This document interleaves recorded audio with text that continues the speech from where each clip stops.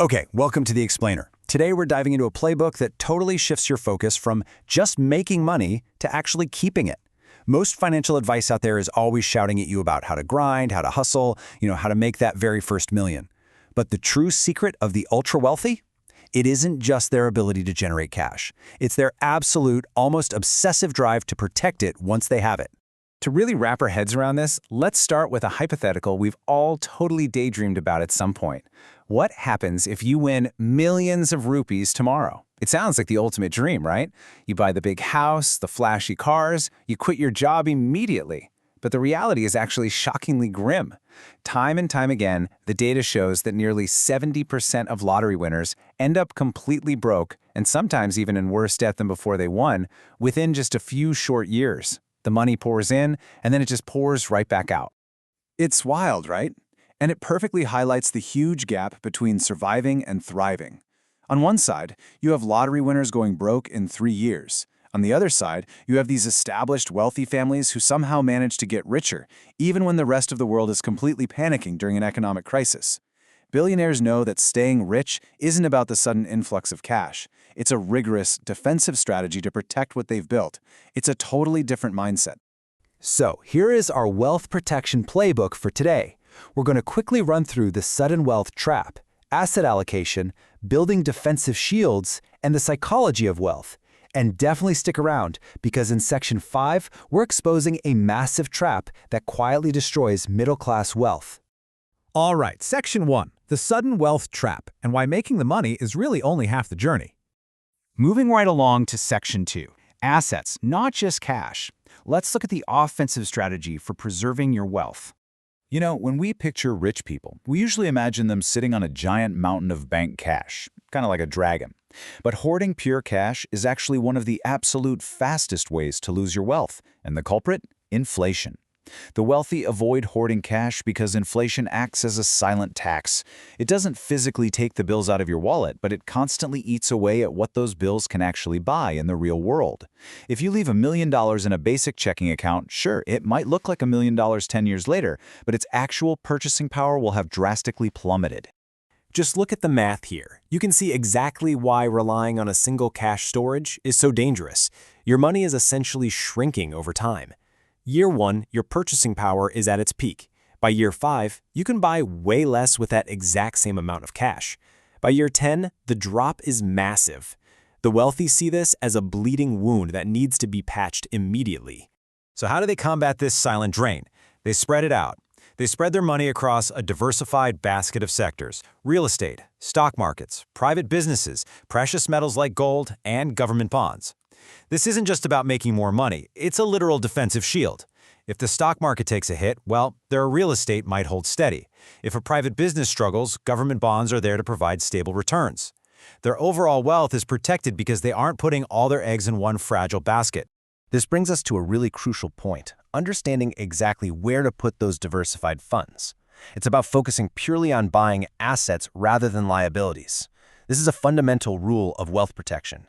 An asset actively puts money into your pocket without you having to trade your hours for it. A liability? That takes money out of your pocket. We're talking maintenance, depreciation, high-interest loans. The rich acquire the assets and avoid the liabilities like the plague. Let's look at some real-world examples. Instead of relying on just one monthly salary, which, by the way, is a very risky single point of failure, wealthy individuals use specific income-producing assets. Real estate provides a steady monthly income stream through rent. Equities, specifically dividend stocks, offer passive payouts literally just for holding them. And intellectual property, like digital products or royalties, well, those offer incredibly scalable returns. Together, these create multiple, self-sustaining streams of cash flow that protect their lifestyle no matter what happens to their day job. Okay, Section 3, the defensive financial shield. How do we protect all this progress from the unexpected? So you've worked super hard to build your empire, right? Now you have to build a fortress around it. I really want you to let this quote sink in. One unexpected event can destroy years of financial progress. Oof, that is the nightmare scenario. Whether it's a massive lawsuit, a catastrophic medical emergency, or a sudden accident, life is just totally unpredictable. But the wealthy don't rely on luck. They spend significant money on comprehensive insurance policies to create an impenetrable financial safety net. They're essentially transferring the risk of disaster away from their personal wealth and onto an insurance company. But hey, insurance isn't their only shield. They also fortify their wealth by building incredibly strong professional networks. We're talking accountants, lawyers, advisors, and mentors. Truly successful people rarely succeed in a vacuum. They know that expert advice prevents insanely expensive legal or tax mistakes. Plus, it uncovers hidden opportunities that the average person would just never see. Paying for a brilliant accountant isn't an expense. It's literally an investment in protecting your wealth. All right, Section 4, the wealth protection mindset.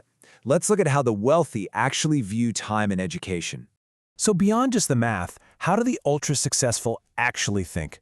For them, financial education absolutely does not stop the day they graduate from school. It is a relentless, lifelong habit.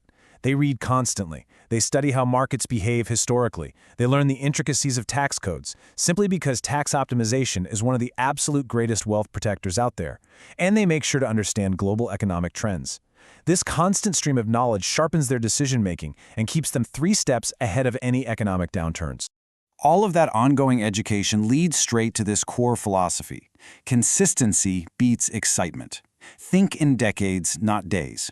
Amateurs get so caught up in the thrill of chasing fast, exciting money, the meme stocks, the overnight crypto surges. But the wealthy? They operate with icy patience. They know for a fact that disciplined investing and the mathematical magic of compound growth create the largest fortunes over years and decades. Wealth protection is a marathon for sure, not a sprint. Which brings us to Section 5, and this is a huge one: escaping lifestyle inflation. This right here is the secret weapon for lasting wealth. This is the exact trap that keeps the middle class stuck on a never-ending hamster wheel. Imagine this. Year 1, you get a hard-earned promotion. You feel amazing. So in year 2, you reward yourself by financing a luxury car. Year 3 rolls around, you earn even more money. Awesome. So in year 4, you start buying designer clothes and taking lavish vacations. And the result in year 5? Your net worth is completely stagnant. As income increases, people immediately inflate their lifestyle to match their new paycheck, which basically ensures they never actually get richer. They just look richer while their bank account remains super vulnerable. So how do you actually break this destructive cycle? The playbook lays out 3 simple steps. First, invest your new income before you even see it hit your checking account. Second, upgrade your lifestyle slowly and deliberately, not impulsively. And third, let that unspent money compound for tomorrow. You are essentially turning today's discipline into tomorrow's fortune. Honestly, this one habit alone separates the fake rich from the truly wealthy. Finally, Section 6, traps that destroy fortunes. Let's quickly run through the common mistakes you absolutely have to avoid. We've talked a lot about what to do, but let's look at the wealth-destroying traps to avoid at all costs. Spending more than you earn is the most obvious, but still the most common. Taking on unnecessary consumer debt just crushes your cash flow. Investing without doing deep research? That's essentially gambling. Falling for guaranteed high-return scams is a classic trap driven by pure emotion and greed. And ignoring your emergency savings leaves you completely exposed to those unexpected events we discussed earlier. Sidestepping these massive pitfalls is honestly much more important than picking the absolute perfect investment. Defense wins championships, guys, and it keeps fortunes intact. When you actually implement the strategies we've covered today, from diversifying your assets to setting up defensive shields and avoiding lifestyle inflation, you stop merely surviving paycheck to paycheck. You completely shift your reality. You start building a financial fortress that doesn't just protect you, but lasts for generations. Small, consistent financial decisions made today genuinely do create generational freedom tomorrow.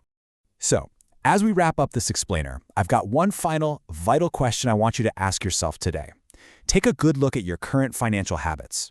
Are you just making money and letting it slip right through your fingers? Or are you actively building and protecting lasting wealth? I highly encourage you to start applying this playbook to your own future today. Thank you so much for joining me, and go take charge of your financial fortress.